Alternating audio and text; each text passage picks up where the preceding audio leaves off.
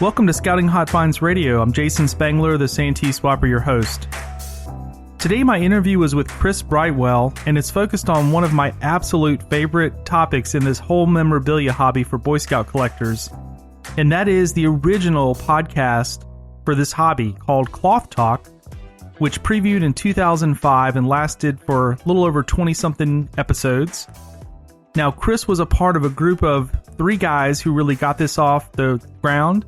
And in the interview, you're going to hear the story of Clothtalk, where the idea came from. And one of the interesting things that Chris shares in the interview is that really this podcast was kind of ahead of its time. And that is absolutely true. I just want to share that Clothtalk was the inspiration for me in 2011 to create this podcast. Those guys lasted for, I think, 2 years and did some great episodes. I was actually a guest at one point talking about eBay. And then Chris reminded me there was one other little piece where they got me in on talking about another thing. So in 2011, when I was ready to launch my own podcast, I really felt like I was building on the roots that they had established. And in fact, I'm sure in some of my kicking the can around, I might have even thought of using the name Clothtalk in my podcast just as a pay homage to them before I came up with the name of Scouting Hot Finds Radio. So I hope you will enjoy this interview with Chris Brightwell. It's really interesting to go back in time and see the story of how this podcast got started, kind of how that journey played out, and then catching up with where everybody is in that Clothtalk team. So I hope you enjoy my interview with Chris Brightwell. This is Scouting Hot Finds Radio. Jason Spangler, the Santee Swapper, your host. My guest tonight is Chris Brightwell. Some of you might know him from Facebook or your time in scouting, but I first learned of him through a podcast, what I like to call the original podcast for the scouting memorabilia hobby, Clothtalk. Chris, thank you for coming on the show. Thanks for having me, Jason. I'm glad to be here. So we've already talked a little bit about some questions that will kind of guide folks through this whole history of this podcast that came out in the 2000s, but let's just kind of go back to the very beginning and where did the idea come from for a group of guys from Coosa Lodge in Alabama to basically produce the very first patch collecting podcast? I think it was really just a perfect storm of, it was Tim Hall and Ben Killen were really the driving force. And if I had to guess, the inspiration probably came from listening to people like James Flatten and Julian Simmons and a bunch of other guys just kind of sit around, like in the dining hall or on the front porch of the dining hall and just talk about, patches and how certain things came to be and how, they went to a conclave to chase a patch, and just listening to those guys tell stories. We were all sitting around one day and we were like, we should be recording this. And Tim had some experience in radio broadcasting at some point, so he already had the microphone and he knew to hook it up to his computer, and, this was in like 2005. So podcasting back then was really hard, but Tim figured out how to make it work and lined up a couple of interviews and said, well, let's just see how it goes. And we wound up doing like 29 episodes. So it just kind of started from us just sitting and listening to the old guys on the front porch and thinking, this is good. This is stuff that we think people would want to hear. And so we tried to share it. And if I remember it in the original episodes, there was some talk of a group called Coosa Shows. Was that kind of part of this as well? Something you all were working on? Yeah. So Coosa Shows was really, if you've ever been to NOAC, you're familiar with OA shows. They're the guys who put on all the arena shows. And Coosa Shows was our attempt to kind of recreate that on a local level to support lodge events and section events. And that really started like in 98 or 99. And we did a lot of, photography and filmmaking and video editing and things like that. But we didn't really do any audio production until we started talking about Clothtalk. And so this was, a bunch of the Coosa Shows guys were involved, but it wasn't really a Coosa Shows thing. I don't know if that makes sense, but it was something we kind of did on the side as a project. Totally. Well, the whole thing was kind of a side project, so that makes sense. Yeah. And so you had kind of a team here. You mentioned already Tim and Ben. Can you just kind of color in the lines and tell us who all was kind of a part of this effort and what was their contribution? Yeah, I think the core of it really was me, and I was doing a lot of the back-end stuff. And then you had Tim Hall, who was really the producer and the booker, I think. And then Ben was on the show with Tim as a co-host. We had a lot of people helping with smaller segments. We had Matt Sheets and Devin Vitale, who were members of Coosa Lodge and were young people at the time in Coosa Shows. They're now all, grown with families and wives and things like that. Later in, we brought in John Pinnell, and John would come on and talk about what was going on the OA Images blog back when that was a thing. And you got to remember, this was 2006. And Brandon Ellis, who was, I think, in John's Lodge, would come on and talk about Trade-O-Rees and would, recorded a bunch of interviews for us at a conclave one year. And we had Daniel. Daniel Hodge was a member of our lodge and was part of the Coosa Shows team, and he put together that awesome music kit for us. So we had original music that we had, plenty of stems and everything else to put the show together with, and I still get that music stuck in my head. I've heard it so many times. But my job, I was behind the scenes, so I was doing a lot of the DIY stuff. Like, how do you distribute a podcast in 2006? Nobody had phones. There weren't podcast apps. Apple had just set up really the first podcast directory, and so we were trying to figure out how to make a podcast a thing, and then we were also trying to stand up this thing we were calling the Scout History Wiki. And I had some on-air segments. I did some interviews with, I did the interview with Julian Simmons, and I did a couple of other small segments, but that was my main job, was to help Tim and Ben actually get this thing out. As you mentioned a lot of names here, some of which will be familiar to the listeners, but I've gone and listened to all of them. I think I listened to them originally back 15 years ago. Yeah. Who are some of the interesting guests that you guys landed that maybe stand out to you now? So I think if you were just to ask a general interest, who was the most interesting guest, I think Bill Topkis and Jeff Morley probably topped that list, because at the time they were not people that we really knew.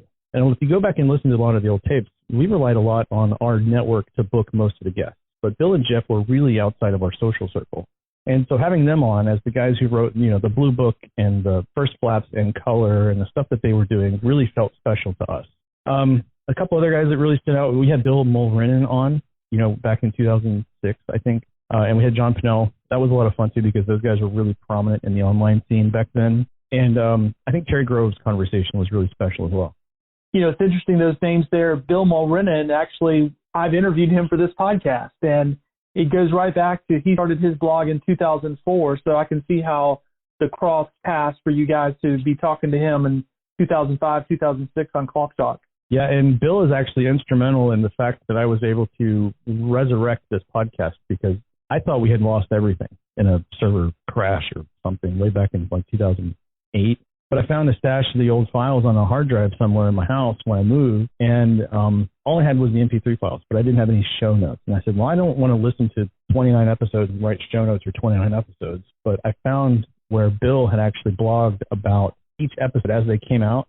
And one of the things he did was he copied the show notes from that show into his blog post. So, Bill, if you're listening, thank you, man. You made that a whole lot easier for me. Oh, how lucky was that? Wow. Yeah, it was. And, it wasn't even like I go to the Internet Archive for a lot of this old stuff as I'm doing research, like on Coosa things and the old lodge things. I could not find in the Internet Archive anywhere where the Clothtalk website or the Scout History website at the time had been picked up. So literally, I think the only place it existed was on Bill's website. Wow. I will have to make sure he hears that. That's quite a compliment. So now, Chris, almost 15 years later, what topics do you think are still really relevant that somebody would benefit from listening to? That's a great question. A lot of it, if I go back and listen to it now, like we had a conversation with Julian Simmons about Cherokee 50 and some of the old patches in Cherokee 50. And so for the local guides or the Alabama collectors, that obviously would be a really interesting conversation. I think listening to Terry Grove talk about, he was working on his Eagle Scout book at the time. I think he had just finished his OA book. That's kind of an interesting snapshot in time. But some of the early episodes with James Flatt, where he talks about camp patches, or he'll talk about, I think they did an episode on neckerchiefs and some of the early eBay influences. I think those are probably the most useful to people who aren't from this area and have never listened to the show. I know a couple of episodes in my own podcast, I replayed the interview with me, and it was interesting because one of the little things I picked up on was back in 2006, I said there were 10,000 items in the Boy Scout category of eBay, and today there's 400,000. I never could have seen that coming. So it is kind of a neat time capsule also to go back in time and listen to the podcast. But then as I was sharing with Bill in our interview for my podcast, those guys sharing those stories just helps keep that history going and passes that information on to the next gen. So there's a lot of that in those original Clothtalk episodes. Yeah, I agree. And there's stuff that I listened to this conversation with Julian. I actually listened to it this morning because I knew I was going to be on the show with you. But I listened to the conversation with Julian, and he said some things about the history of Cherokee and some of the flaps in Cherokee that I had forgotten. And we're working on our Coosa Lodge history book right now, and that's stuff that I made notes, and I'm going to be sticking it in the book this week. So, Chris, eventually many podcasts kind of fade out. I think it's called pod fade. And so can you kind of just give us the story of how did things kind of run out of steam with Clothtalk? I mean, you all had a great run, but it did eventually come to an end, I think, in 2006, I think. Yeah, I think we're ahead of our time. I think it's really that simple, because if you look at the landscape now, the idea of a super niche, super like hyper-focused conversation on this really odd, in terms of general interest, this really odd hobby, I think today would be a runaway success. You had the right personalities and the right production team. And I think the fact that you've been able to go, you're on like episode 90 something now, right? Yeah, but that's over 10 years, so there's been a lot of. But still, I think the fact that you're still able to keep going after 90 something episodes, I think is kind of a testament to that. We kind of exhausted our social network for interviews, because it was easy to get somebody we knew to get us on the phone and have a conversation. We're just going to record it, and it's like this internet thing, but we're going to do it on the radio, or this radio thing that we're going to do on the internet. And they didn't really know what we were talking about, but they knew us and they trusted us, and so they were willing to participate. Once we exhausted that, it was harder to get people, it was harder to find people to talk to, and it was harder to convince those people to talk to us, because they didn't know what podcasting was. They didn't really understand it.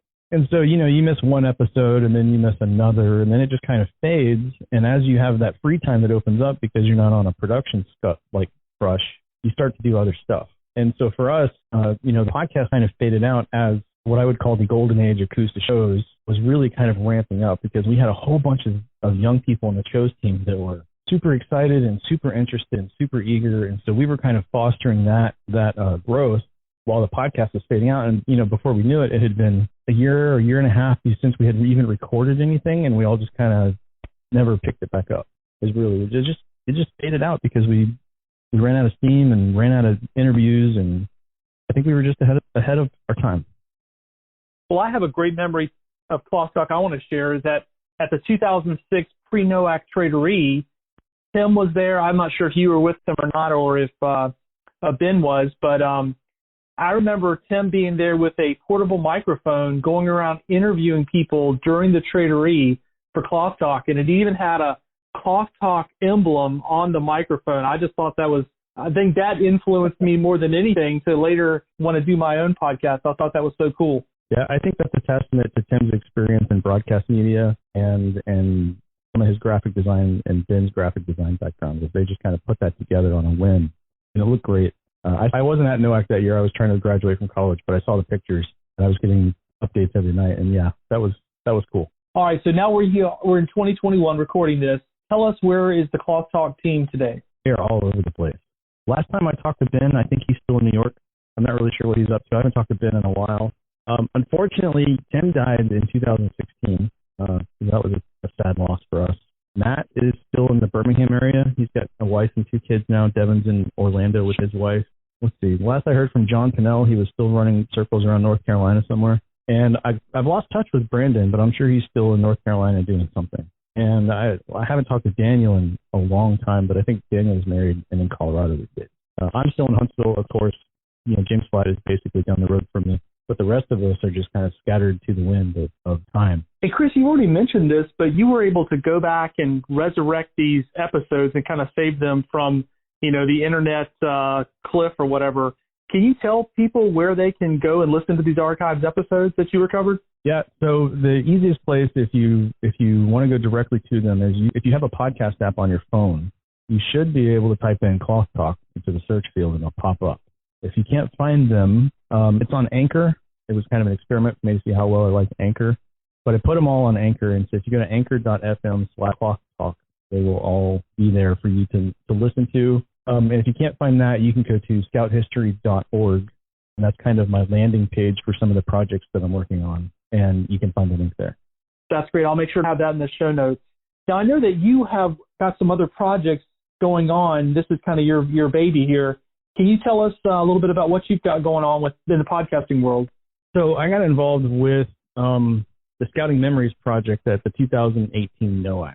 And for those of you who aren't familiar, I know you talked to Mike Clinch, right? Yes, he was one of my guests. Yeah. Mm-hmm. Okay. So you talked to Mike. So you've heard a little bit about what Mike has been doing with the Scouting Memories project. But that's a project that's a joint effort between the National Order of the Arrow Committee, the National Scouting Museum, and Scouting Alumni and Friends.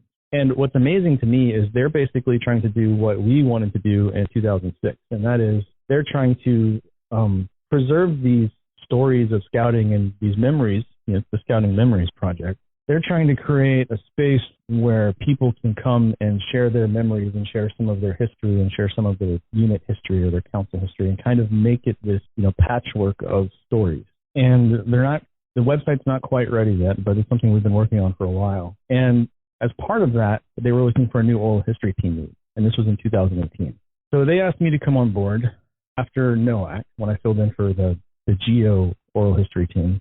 And I spent the rest of 2018 and most of 2019 trying to figure out what exactly the oral history team lead for the Scouting Memories Project would do. We came up with a plan that was basically trying to provide some examples and some training for local historians to get into oral history, because that learning how to interview somebody is tough, and learning how to interview somebody effectively is really hard. And so we were trying to come up with a framework, like how do we do that? And so we had an idea of kicking off a couple of podcasts, which I'll talk about in a minute. But then COVID happened, right? And so that kind of derailed everything.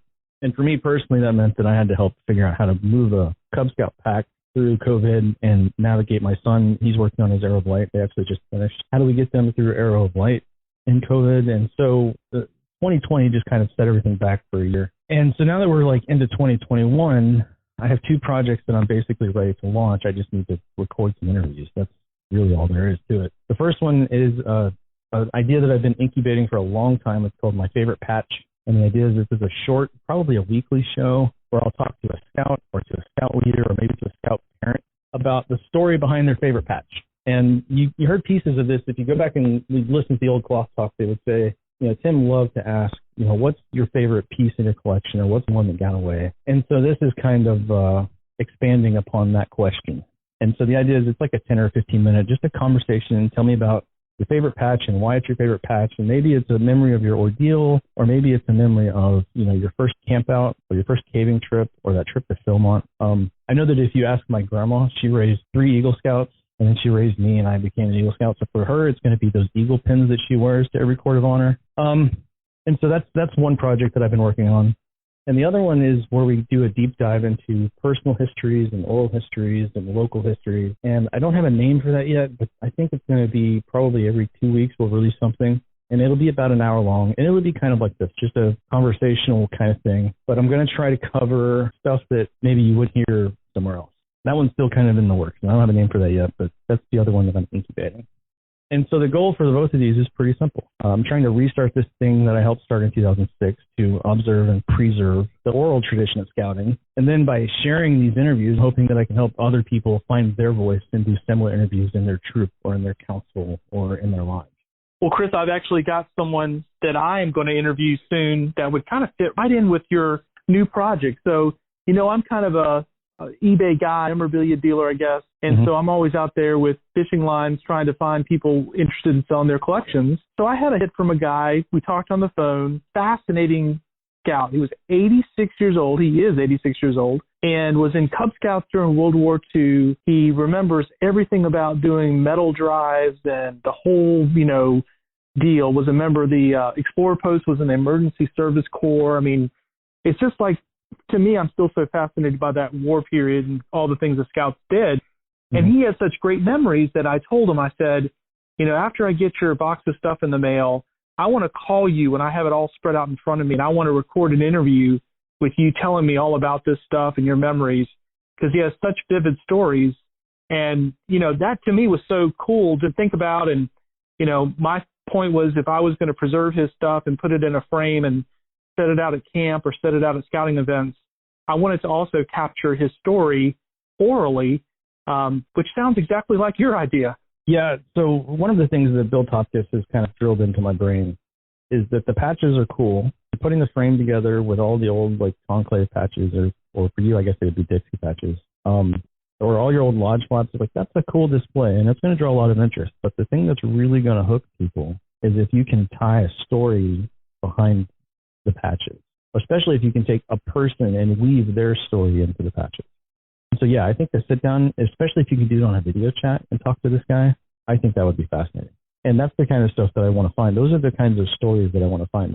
I want to talk to young people. I want to talk to, the national officers for the Order of the Arrow when they're on their way in or on their way out, or the DOA officers. I'd love to be able to talk to, there's always a Cub Scout who does the report to the nation.